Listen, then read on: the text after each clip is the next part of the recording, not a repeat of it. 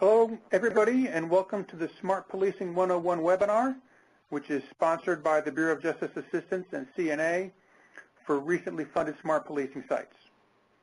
Let me begin by thanking you for joining the webinar today. And as you can very well imagine, its purpose is to introduce a number of smart policing principles and concepts as we near the national meeting at the end of this month.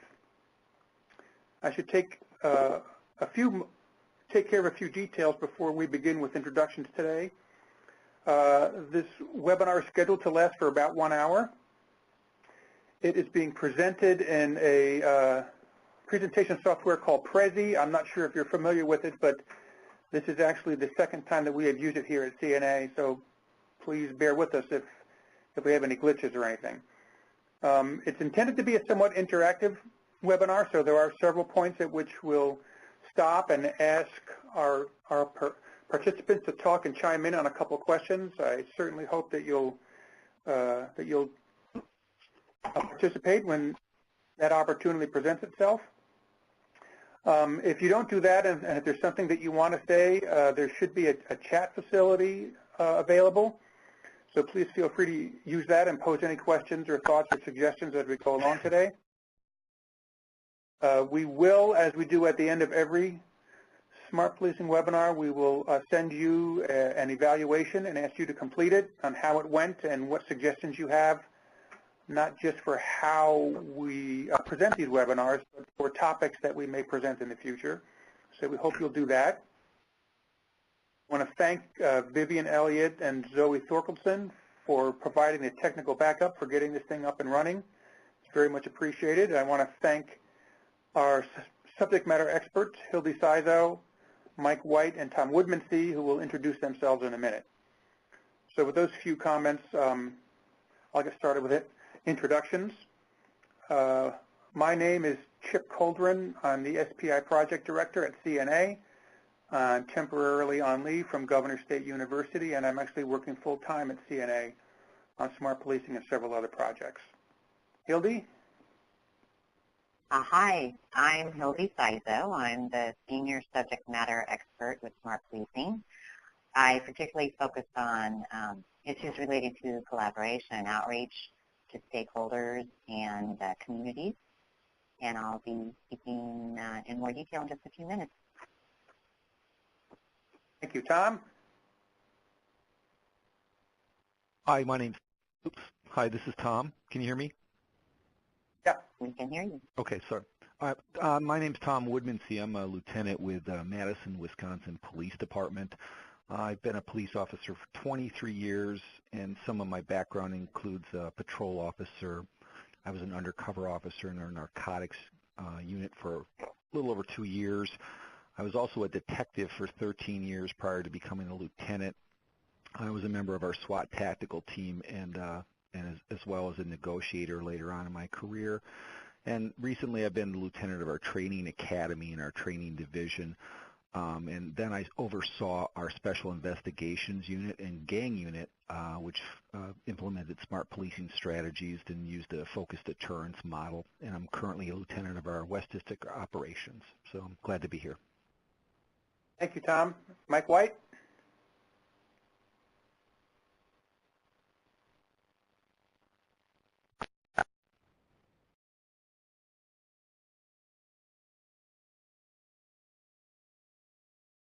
Mike, you with us?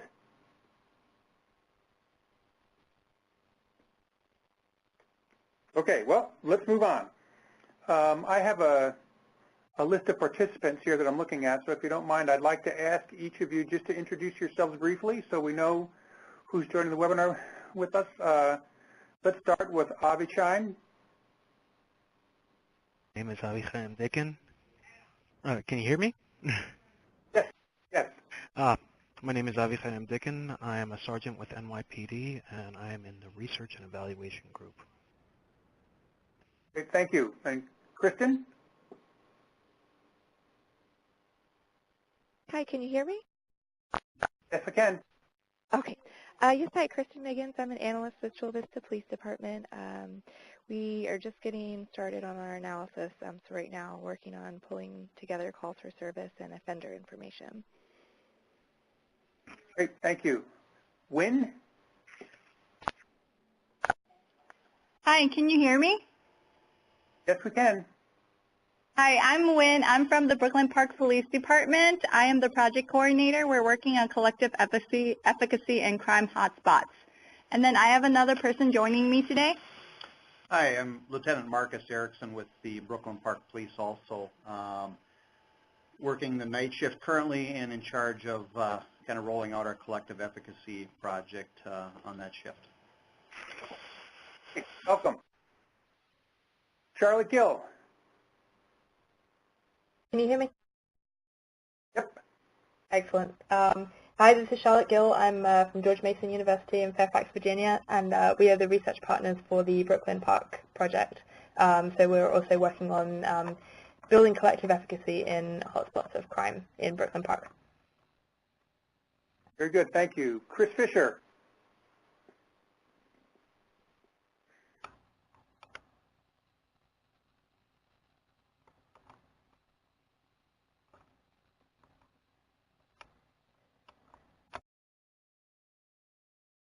Chris, you there?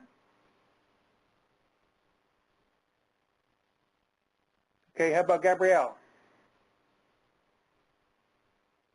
Hear me? Yeah. My name is Police Officer Gabriel Paez, and I'm with the Research and Evaluation Group. With?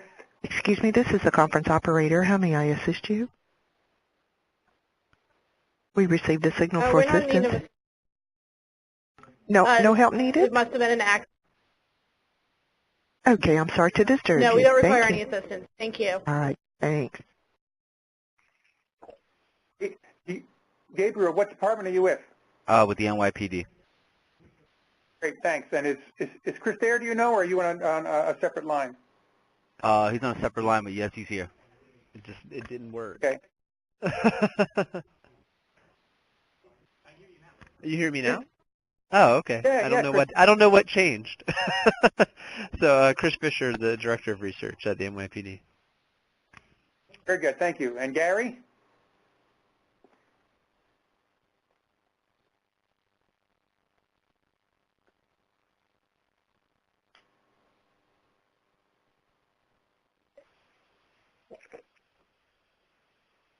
Hello?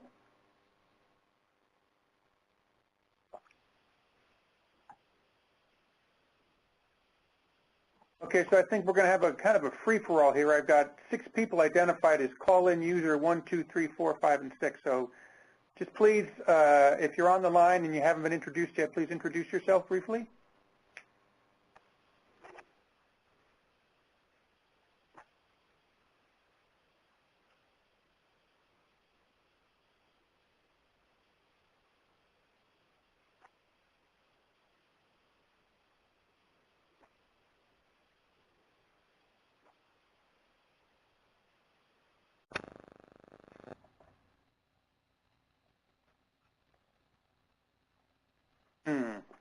Chip, this is Charlotte. Can you hear me? Yes, I can. I can. I don't know if people are aware that the line is automatically muted. I'm wondering if that could be the problem for some people who are trying to speak. You need to press the pound sign and 6 before you speak to take your line off mute. But the start of the call, that was how it was defaulting. Okay, that's exactly what I think is going on. So let's give everybody another minute or two. If you want to introduce yourself, please do.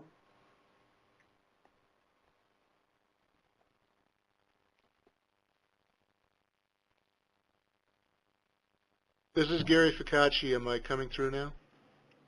Yes, Gary. Okay, yeah, the pound 6 thing worked. I'm a patrol captain with Chula Vista Police Department.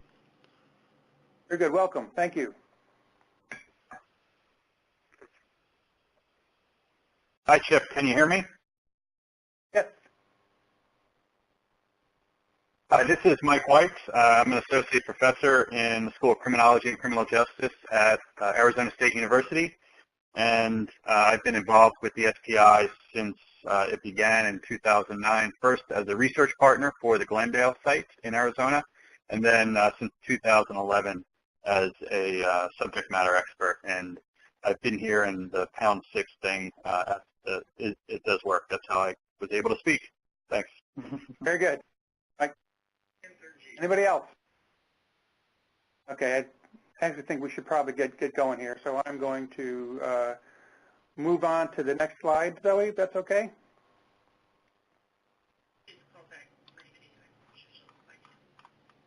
Good. So let's begin with a few comments on perspective to help explain why we asked you to participate in today's webinar.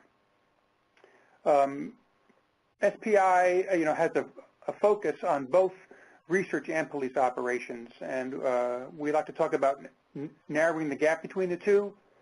Some of you may have heard this referred to one time or another as translational criminology, which means we're trying to translate scientific findings into practice.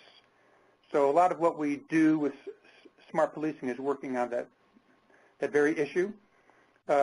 We also recognize that researchers have different experience themselves within their own profession, and they certainly have different experiences and knowledge base compared to their police counterparts in these partnerships.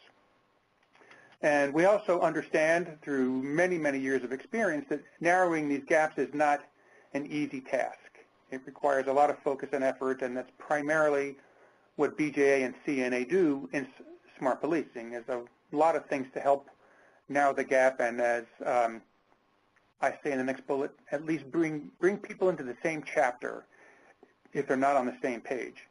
So even if the information that we as individuals have, or if the information that we talk about today is familiar to some people, it's not familiar to everyone, and it's important that we all go through a discussion of these concepts and these principles as we get started with smart policing. So the vision of smart policing, what we hope to accomplish, what BJA had on its mind when they started this program back in 2009 is, basically transforming police organizations in ways. Getting them to, to become more evidence-based, to rely more on evidence to make decisions about what they do, and also to be more results-oriented, which really refers to the use of research and these research collaborations that we talk about. So a full-functioning, super-duper smart policing organization is one that is strategic and risk-focused, that really points to identifying persons and places of great risk or persons and places that cause the most problems for our communities and victims. Certainly, there's a notion of doing a better job of developing and using data and intelligence information, and kind of hand in hand with that goes better utilization of technology. These departments focus on partnerships and collaboration. We speak frequently in smart policing about both in-reach and outreach, which means that a successful smart policing initiative relies as much on communication within the organization, within the police department, as well as communication with individuals and entities outside of the organization. And we often talk as much about communication and communication strategies and communication plans as we do about the actual act or process of collaborating. I think you all know that there's a great focus on research partnerships and collaborations in these projects, and stress on rigorous evaluation methodologies. And we know that these initiatives that we're embarking on they're not always easy. They don't always go in a straightforward fashion. There's a lot of problem solving along the way. And so smart policing focuses much on the implementation aspects of what you're doing as well as on the outcomes. And we're always looking for ways to sustain the successes that we identify through our research. So with that in mind, the primary role that CNA plays in all this is the National Training and Technical Assistance Provider for BJA under the Smart Policing Initiative. Over the years, we've developed a number of practices and a number of products that fall under this technical assistance umbrella. Obviously, the national meeting is one of them. There's a lot of information conveyed at the national meeting. There are these webinars. You probably know by now that there's a series of webinars that we have put up on our website that are available to you. We pride ourselves in the way that we provide peer-based support. So in smart policing, you're as likely to get some technical assistance or training or advice from one of your peers as you are from one of our academics or subject matter experts. We feel very strongly about that, and as I said, we take pride in how we focus on that in smart policing. And we consider our website, which if you haven't been to by now, you probably have, but if you haven't, we recommend that you take a look at it. It's gotten a lot of commentary and praise for how it's put together and the kind of information that we put up there. We work very hard at it, and we count that as one of our primary technical assistance products. And then, of course, there are the subject matter experts. We have them on the presentation today, and you all know that you are attached to one or another of them for the duration of your project. And I'd like to point out this little picture on the right-hand side here. That's one of our SPI participants jumping for joy when the SME calls them for their bi-monthly update phone call. So the SMEs and the sites enjoy good, productive relationships, and we count our SMEs, again, as a very important aspect of the training and TA that we provide. Now, having said all that, we also, because of the number of years that we've been doing this, we identify a number of challenges that we have and that the sites have in doing this work. So one of the challenges is actually achieving true innovation.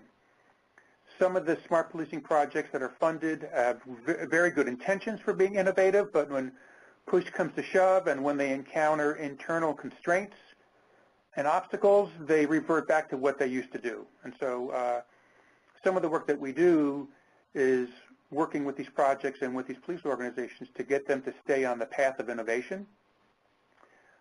Similarly, it's not always easy to obtain new technology, or once you get the technology, to make it work the way that you want it to, and to make it work in innovative fashion, so we focus on that. In prior years, this third point has been more of a problem than maybe it will be now, but in prior years, the smart policing grants were 2 years in duration.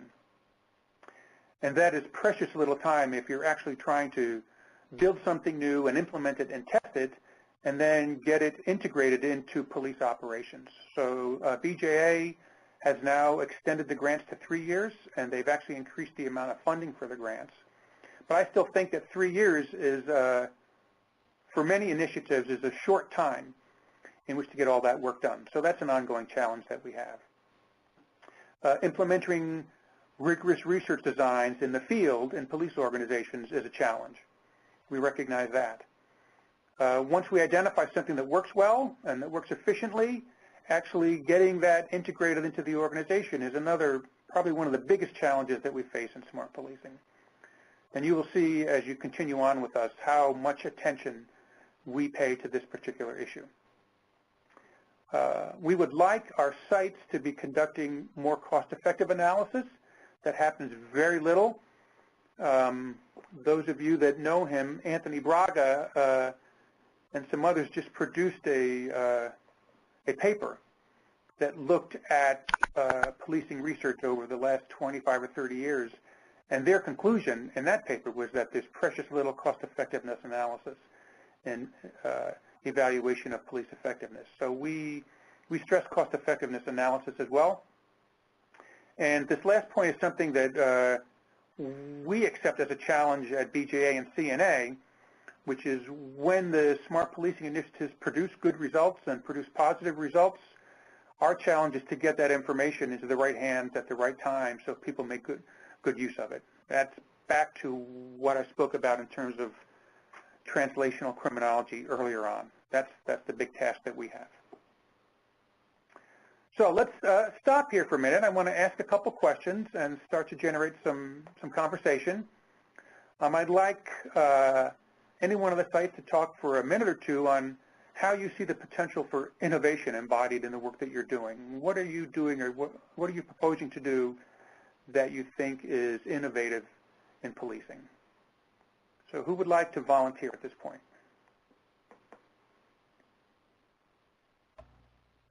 I can go first. This is Charlotte Gill from the Brooklyn Park site. Charlotte, go ahead. From the research standpoint, we're really trying to do something here that has not been done before. And from what we've learned in working with Brooklyn Park so far, is I believe that this police department is really very innovative in this idea of using police time, particularly uncommitted time when police are not responding to 911 calls, to work with the community to build collective efficacy. So this is kind of beyond community policing, beyond perhaps having individual community policing units or teams that are going out, but actually taking a whole patrol force approach to building police community relations and ultimately handing responsibility for crime prevention to the community itself, helping them to coalesce with one another so that eventually the community can take responsibility and take the lead on crime prevention issues. So this is an area certainly we're not aware of this kind of training or a whole patrol approach being put into place anywhere else. And we're also taking a hotspots approach, which is not new in itself, but I think in terms of applying social interventions rather than policing tactical interventions to hotspots is a relatively emerging area. So that's how I would answer the question, I suppose. I don't know if my Brooklyn Park colleagues have any additions to that. Thank you, Charlotte. That was actually quite excellent. Anybody else?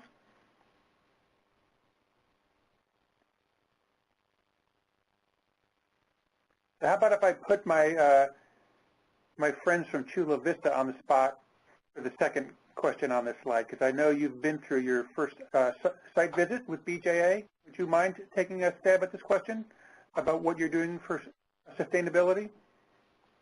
Yes, hi, this is Kristen. Can you hear me? Yes, Kristen. Okay. Sorry if there's any background noise.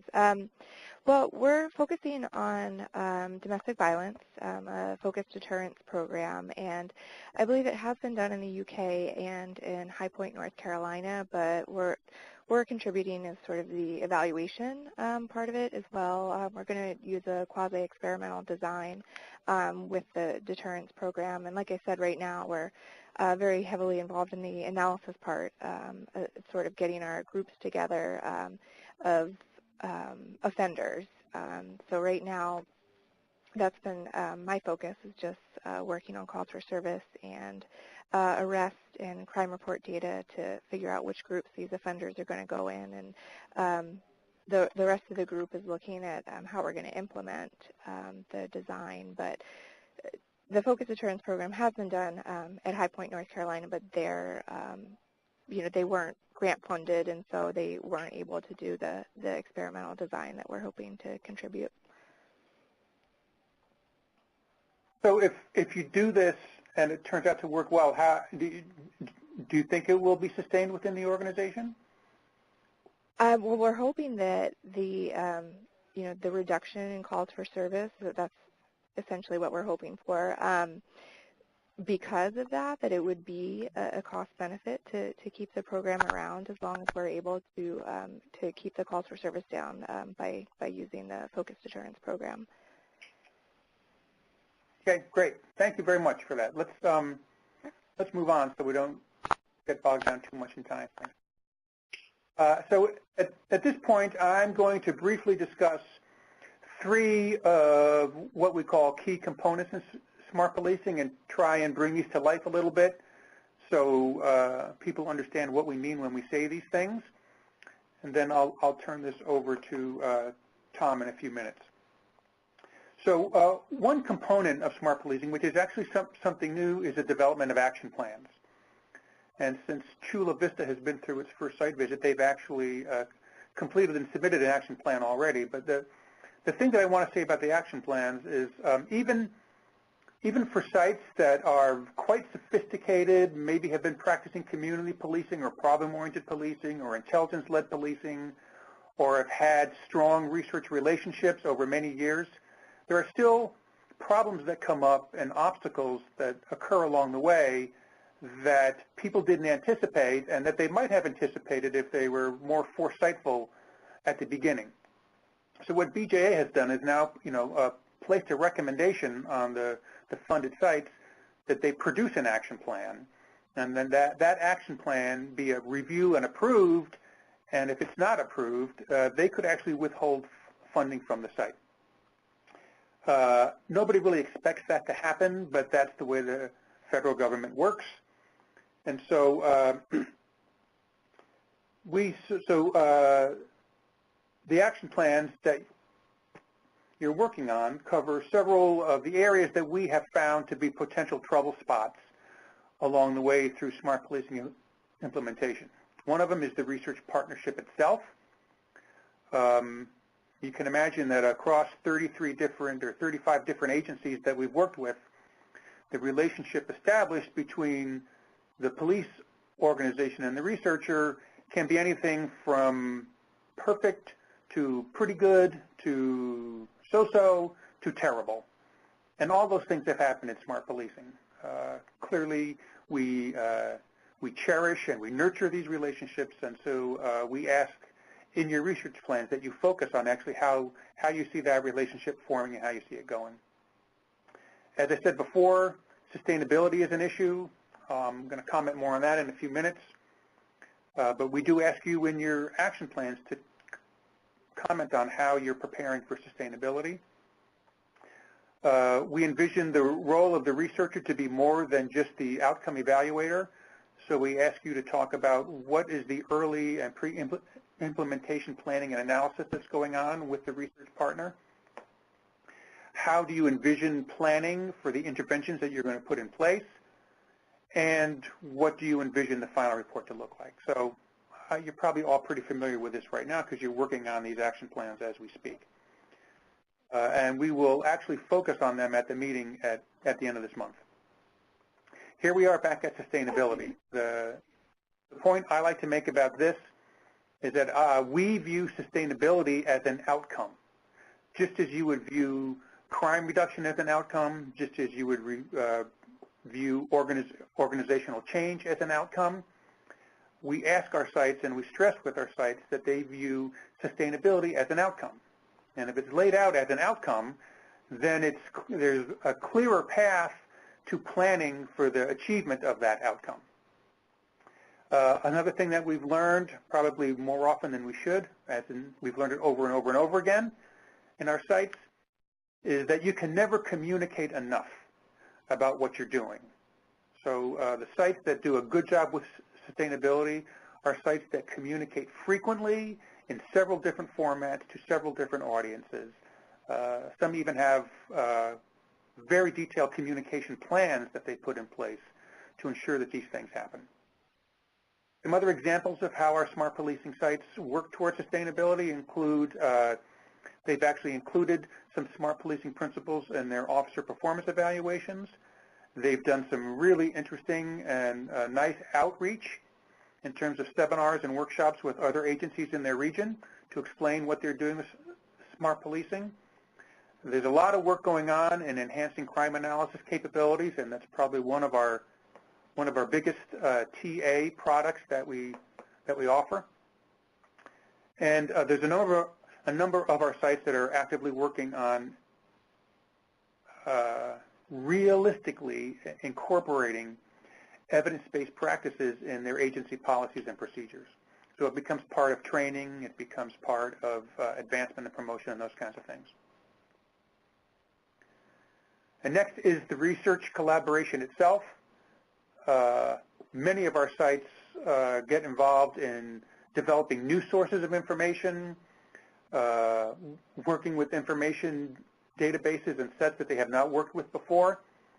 One of the examples I'd like to talk about is the Indio Smart Policing site. Indio's in California.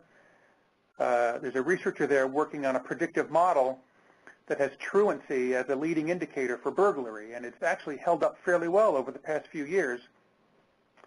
What he found, this researcher found through his collaboration with the police department, was a school source of information, which was simply the letters that the school sent out to parents for children who were truant. So those letters had the names and addresses of every truant child for the last 10 years in the Indio school district. So the researcher was able to actually code and use that data as a predictive variable in his model. So interesting things like that happen when researchers are fully engaged. I like to talk about this co-interpretation of data. When research goes well in smart policing projects, police agencies are providing information, researchers are analyzing information, crime analysts are analyzing information, and sometimes the results of that analysis is presented in a group setting, and people start to make, they either validate the data that's presented, or maybe they don't validate it, or maybe they come to new understandings of what that data means. So there's more than just research and analysis. There's the collaborative discussion of what that information means and what it seems to be telling you that I like to call co-interpretation. It takes I think, a special kind of a researcher to engage with police agencies in that manner, and most of our research partners do that fairly well. And so we also talk generally about the modern contemporary police agency and how being successful as an agency requires that you actually be fairly adept at collecting information, analyzing information, making it useful, making it actionable. And so all these things point to the importance of the analysis that goes on in the research partnerships in smart policing. So here we are again. Let's stop and just talk for a minute, if you don't mind. I'd like someone to just offer for a minute, if you could, if you think that there are organizational changes that need to happen in order for your project to be successful. And since we haven't heard from New York yet, Chris, let me put you on the spot for this, if you don't mind. Sure. I mean, it's sort of a complicated answer for us in that the organizational change is ongoing at the moment. I think I could have more directly answered it 3 months ago in terms of how, and so right now I think the change is sort of inherent, and it's more about, it's not what's required, it's going to be sort of how does it have to be guided. Actually, I think there's not a stasis point at the moment. We're really going to have to sort of follow where the winds are blowing and push it in the right direction. But at the moment, the whole thing is changing, so there's not a specific point that needs to be changed. But I mean, if you had to nail something down, it would really more be the basic concept. For those who aren't familiar, we're looking at doing a randomization study of the most effective size of what most people would call a hotspot deployment team. We use a very standard formula for determining how to get there, and we've been curious, is that actually the most effective way to do it? And so that's sort of the main thrust of our proposal, and that whole process is sort of up and for re-examination at the moment. So I think it's more of for us, the question is how can we guide that process to be in line with the goals of the research? Good. I think probably managing the kind of change you're talking about, Chris, is something that just about every smart policing initiative deals with. It's kind of the name of the game, that's for sure. Anybody else care to comment?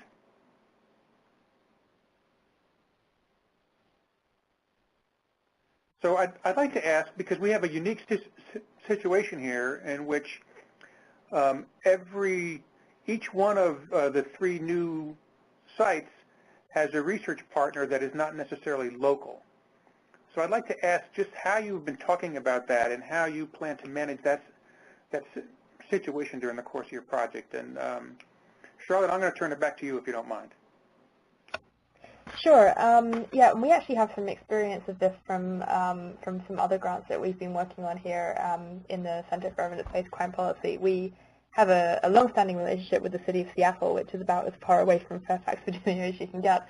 And we've been working with them on a Burn Criminal Justice Innovation Grant, also through BJA.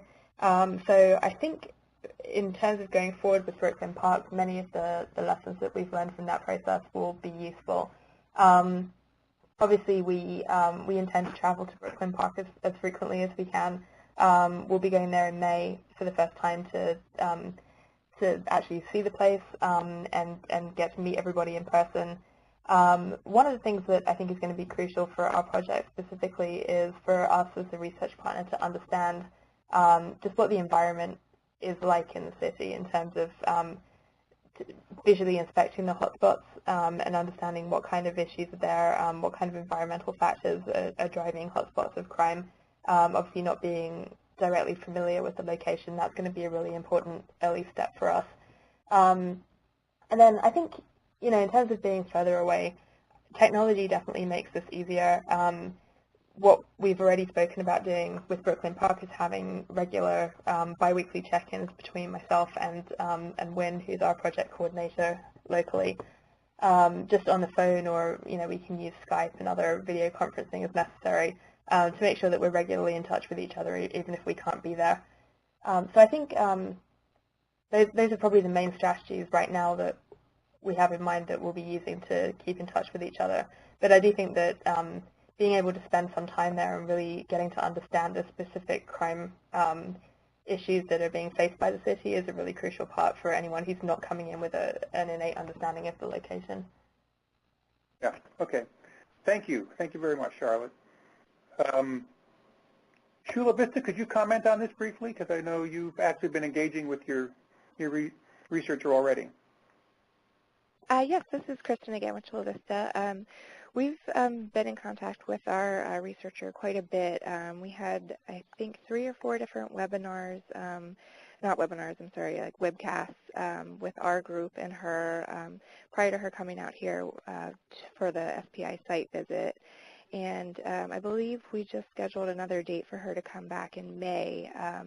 When she was here for the site visit, she came a few days early. She went on 2 different ride-alongs and then also put together some focus groups with our patrol officers to talk about their sense of what's going on with domestic violence in the area. And then we're in regular email contact with her as far as, analysis questions that she has. And then our main project coordinator, Karen Schmerler, is in almost constant contact with her for project design and such. Great. Thank you. Thank you very much. Zoe, let's move along here, okay? So now we're going to take a few minutes. I've asked both Tom Woodman Sea and Mike White to just comment on their experiences with smart policing up till now, to give, just give a perspective from somebody who's not intimately involved with, with CNA. So, Tom, let's start with you, okay? Okay. Thanks, Chip. I appreciate it.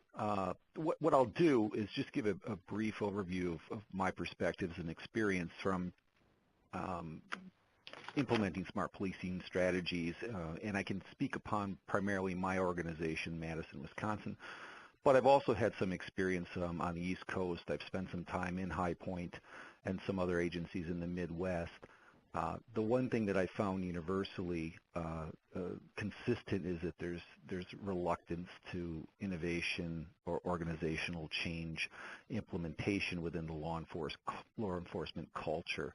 It seems to be fairly pervasive, and I'm not saying everywhere, but I've experienced it in my 23 years. And I mentioned my background at the introduction just to give an idea that I've been fortunate enough to have some variety of experiences on our department, and I can say I'm more excited about smart policing than anything that I've been part of in the past. So I think some of the resistance is based upon fear outside of traditional policing thought processes and practicing what they've done and what they think has worked over and over again. And I can imagine some of the sites have experienced that. There's always the lack of trust from an outside perspective or a perceived outside perspective. And what I've seen that I can attest for here is a sense of institutional arrogance, as our department has a very, very strong reputation and proactive policing strategies. But you get embedded in that at times, and then you find that you really need to take a look in the mirror once in a while and see, are we doing it the best way that there is, rather than just saying that. And what I found is comparing and working with other agencies and what they're doing is really a great gauge to test that. And as Chip mentioned, the importance of mutual assistance and support, I think, is very critical. So what we try and do here, what I try and do with the people I supervise is ask, is what we're doing working? We here are doing what it sounds like other sites have done or are trying to do, is just looking at those specific issues, offenders, hotspots that we're driving our resources over and over again, and try and think of different ways in engaging with others to become part of the solution. And I think, Kristen, you mentioned that with Chula Vista, or Charlotte, maybe it was you, about in Brooklyn, where there's the sense that you're engaging others in the community to be part of the solution and take ownership. And we in Madison are trying to do that as well.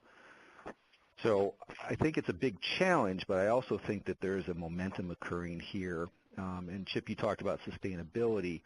And from my experience, it's a critical element of any initiative involved in organizational change, is to outline what you mean by sustainability.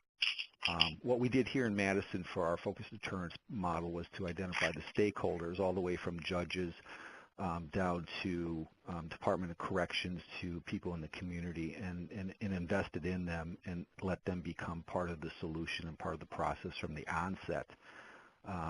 This, again, becomes a common practice if we're doing it well, as Chip mentioned earlier. And this goes all the way up to the chief, down to patrol officers.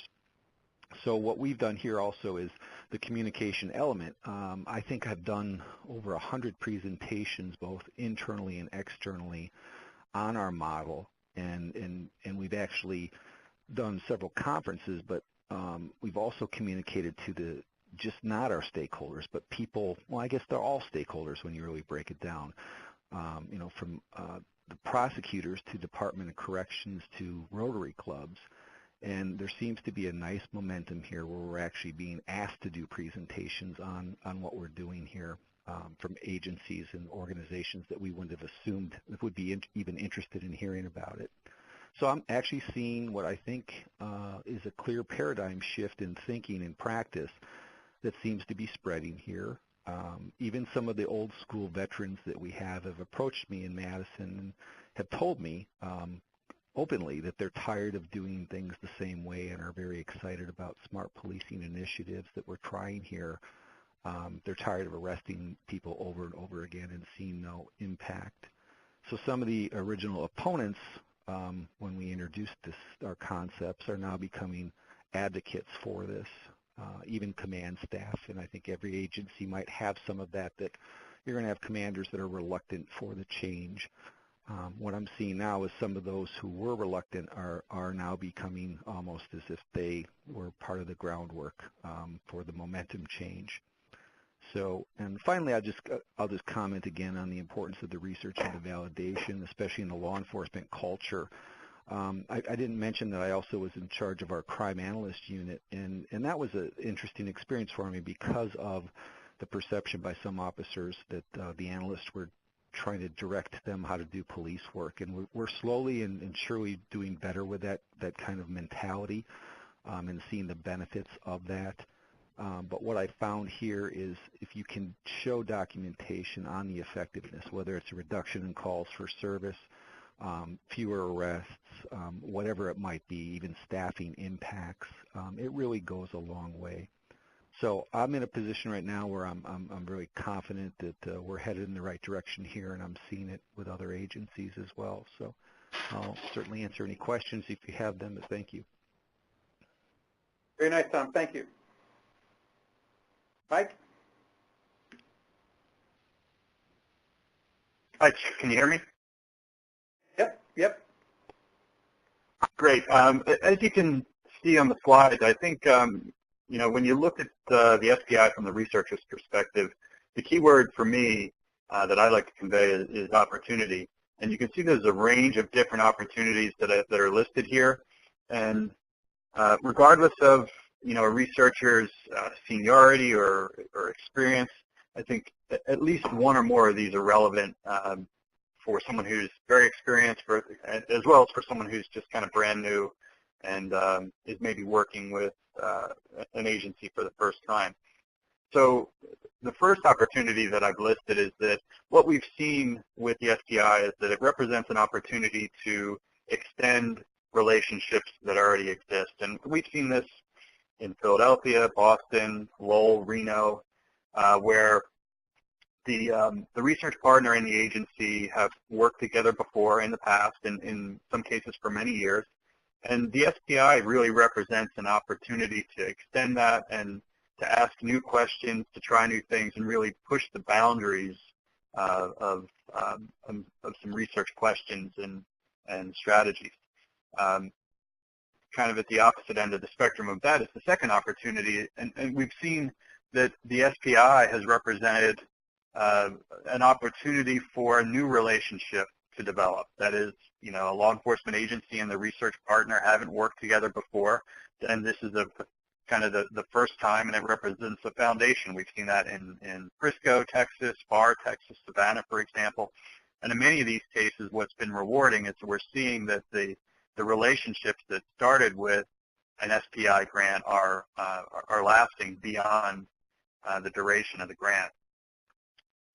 The third opportunity is that it's an opportunity to meet and network with others who do what we do, other police researchers. Now, whether this be at national meetings or it's, you're assigned subject matter expert. We do things at ASC and ACJS as well. We have some of the top policing researchers in the field involved in SPI.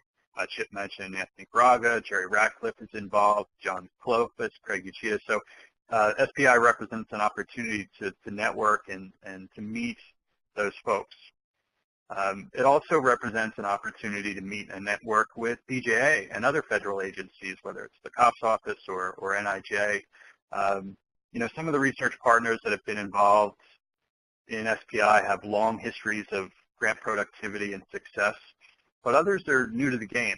And for those researchers, the SPI has represented an opportunity to get known a little bit and to demonstrate an ability to kind of take a grant from start to finish and produce a deliverable at the end. SPI also represents an opportunity to learn new things. In some cases, they're new analytics techniques or new methodologies. We've been talking a lot in SPI about social network analysis, for example. But, as Chip mentioned earlier, the research partner is part of the team. It's not the traditional role for a researcher where he or she comes in at the end of the day when the project is done and then does the evaluation afterwards. The research partner is part of the team from the get-go and is involved in problem identification and problem analysis. And in many ways, that can be very enlightening for researchers. Dropping down to the last opportunity, this was about 2 years ago. We surveyed researchers and their law enforcement agencies separately. We asked them about a variety of things, but one of the things we focused on was their relationship. And it was interesting for us to see how many police departments indicated that their research partner had influenced the selection of their tactics and strategies. And it was interesting because the researchers themselves didn't recognize that they were having this influence.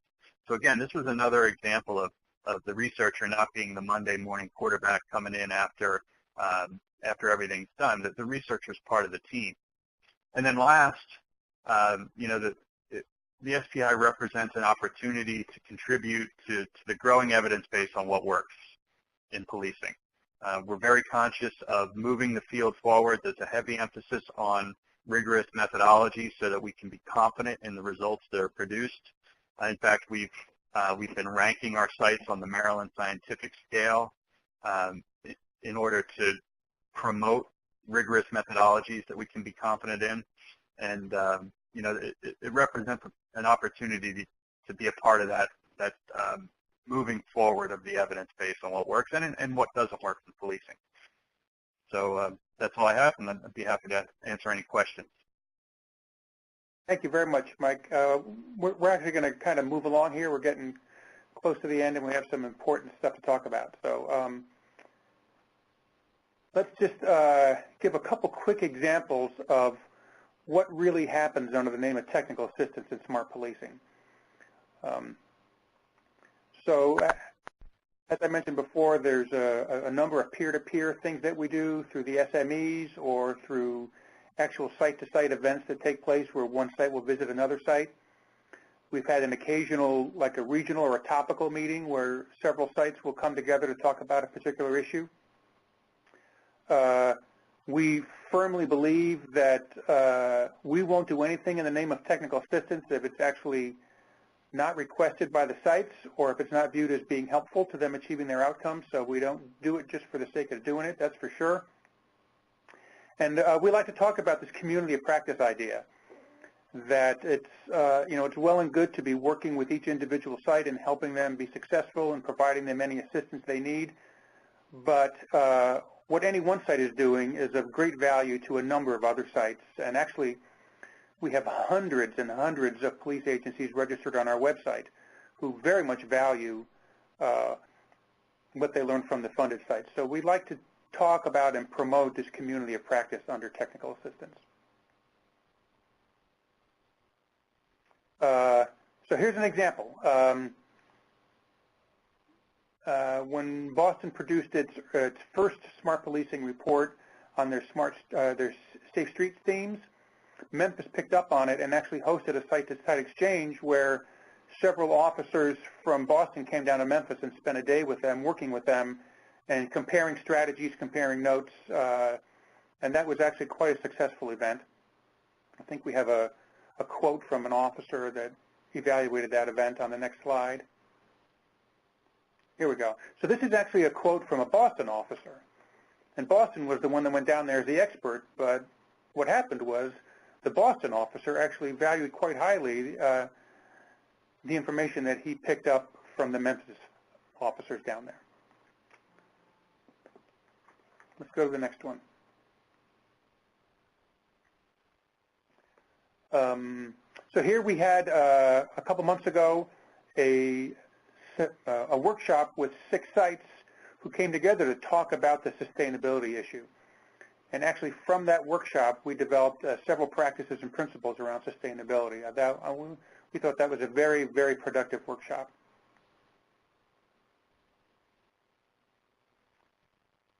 And then we've had several instances where our smart policing sites have taken up this focused deterrence approach. And we have had several of our subject matter experts actually review their plans. In one instance, Tom Woodman Sea, who's with us, viewed a video of a call-in session that was done, and we have done a fairly thorough review and recommendations for several sites who are getting involved in this tactic. So those are just some examples of what happens under the name of technical assistance in smart policing.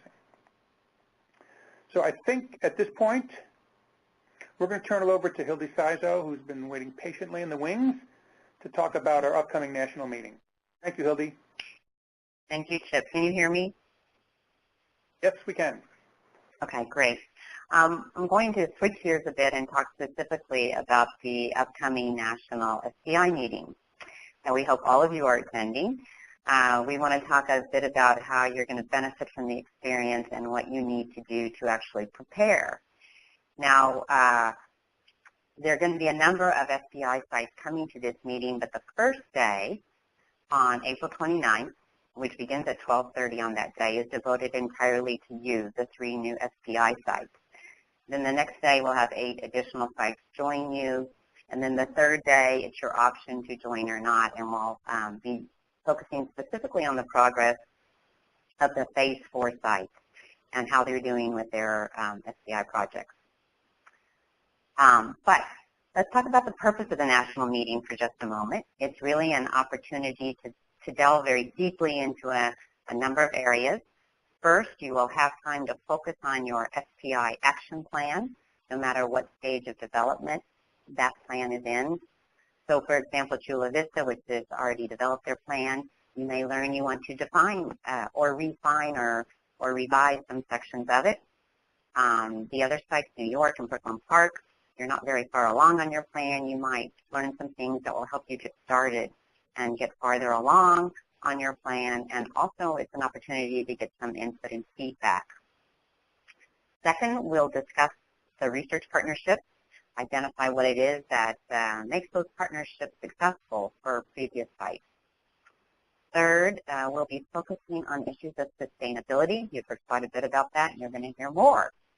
Obviously, we found it critical that you address these issues early on in your project, so we will be talking about sustainability.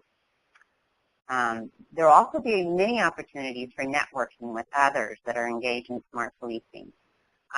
Participants in our previous meetings have been very clear that they want more networking opportunities, so we're accommodating that at this meeting. So come prepared to meet folks, to exchange information, and develop some ongoing relationships with SPI team members from all across the nation. And finally, we'll be reviewing an array of resources that are available to you over the next 2 to 3 years as you're implementing your SPI project. So between BJA, CNA, and all the subject matter experts that you'll be meeting, there's really an incredible technical assistance and training opportunities that you can choose to take advantage of as you move along. So next slide. So here's what we hope you'll leave the meeting with. Certainly an in-depth understanding of what it means to be a part of smart policing. Hopefully you've picked up a lot of that today. Also the expectations of your site and a clear pathway to success. Also, it'll be an opportunity to consider or update your action plan as we talked about. Also, all the various ways you can receive the technical assistance and training. And very importantly, we hope you leave with a new sense of belonging to the SPI community. Next slide. Now there's 3 things in particular we would like you to do in advance of the national meeting that'll really help you be fully prepared. First, we'd like you to review your site's SPI capacity assessment tool that your site is already completed. And we'd like you to bring that information to the national meeting. Second, we'd like you to review the SPI training and technical assistance plan. You've received it over the last couple of months. We'd like you to look at it and bring it with you to the meeting as well. And then third, we'd like you to begin searching the SPI website that Chip mentioned, www.smartpolicing.com. There's an incredible amount of information to be reviewed and digested. Perhaps focus particularly on the SPI Spotlight Report. These describe the results and the lessons learned of sites that have already completed their SPI projects. 6 site spotlights are available. They're all very different. They focus on very different types of projects. But these could help guide you or at least give you some food for thought as you get started on your own initiative. Next slide. We wanted to focus on the SPI capacity assessment tool for just a moment. This tool was designed to help identify whether your department has all the elements necessary to fully implement smart policing. Things like crime analysis unit, research capabilities, existing collaboration with stakeholders, etc. Now, you've already completed this tool, but what we'd like you to do is take, as a team perhaps, take a look at the results of your assessment and look for areas of strength, but also look for areas that appear to be weak in your department or gaps in your department. It is these latter areas that will identify, at least for us, opportunities for us to provide your department with technical assistance and training, but it's also a way that you can identify whether your department needs to, what exactly you need to focus on and where you need to build capacity to complete your smart policing project. Okay, so our staff at CNA has actually analyzed the results of these capacity assessment tools for about 14 or 15 SPI sites, and that includes your 3 sites. So the findings were pretty interesting. They indicate that across the board, the departments involved in smart policing are already engaging in evidence-based practices. Also, it indicates that the departments are developing some very long-lasting and positive alliances or partnerships with researchers or academics. So that's all very positive. But we also identified some gaps and some weaker areas.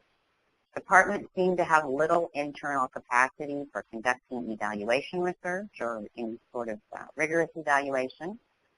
And there was less than expected capacity for collaborating with stakeholder groups and communities. So these are the kinds of things that you, as well as us, can learn from this tool. And we'll be talking a lot more about that at the national meeting. Also, we'll be focusing on the training and technical assistance plan that was developed specifically for your site. You should have received it in the last few months. It's a colorful document. You see a replica of it up on the screen. And as I mentioned to you earlier, there's an extensive array of resources and technical assistance and training that's available to you over the next 2 years.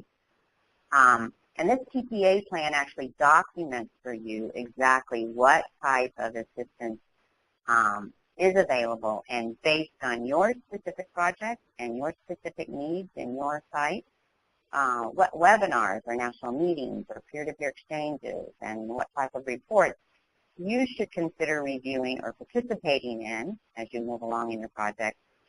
And we've also spelled out for you where there are some requirements for you to participate or to review or be involved in this training and technical assistance. So that's an important document for you to look at and really keep in mind. So at the national meeting, we'll provide time for you to discuss both the TPA plan and the capacity assessment findings, and talk about both of those with the subject matter expert that's been assigned to your site. And this is going to allow you to consider how best to plan out your next 2 to 3 years with smart policing in order to ensure that your personal and professional growth and development occurs as you want it to, and to get the most benefit for you and your department. So let me now turn this over to Zoe for the last part of this webinar. Hello, everybody. I'm here today to talk to you just very briefly about our Smart Policing Initiative website, which, as Hildy mentioned, is found at www.smartpolicinginitiative.com. Our website includes a number of useful resources, including links to previous webinars, podcasts from existing Smart Policing Initiative sites, a resource library broken up by topic area, as well as the one item that we'd most like to call your attention to, which is the individual site pages. So every site has a project page, which includes information like their project plan, as well as updates on their projects, including things like media reports about their smart policing initiatives. Vivian Elliott, the SPI project manager, and I, as the Smart Policing Initiative website manager, can help you keep your site pages up to date with any news or information you'd like to share with the greater smart policing community. So if you find that you have that sort of information, or especially if you see that your Smart Policing Initiative is being covered in local media, you can send that information to SPI@cna.org, and Vivian and I will see that it is put on your site pages. I would also like to encourage you all to join the Smart Policing Initiative social media networks. We have a LinkedIn group called Smart Policing Initiative that's fairly active, as well as a Twitter account, and our website, of course. So with that, Chip, I'll hand it back over to you to close our webinar. Thanks very much, Zoe. So we've gone a little bit over time, so I'm not going to drag this out much longer. I want to thank everybody for your participation and attention today. I want to thank particularly, obviously, Hildy and Mike and Tom and Zoe for working with us to put this together. And just open the floor if there are any lingering questions right now about the upcoming meeting, logistics or information that's needed, or any other comments that you want to make about what we talked about today. So the floor is open.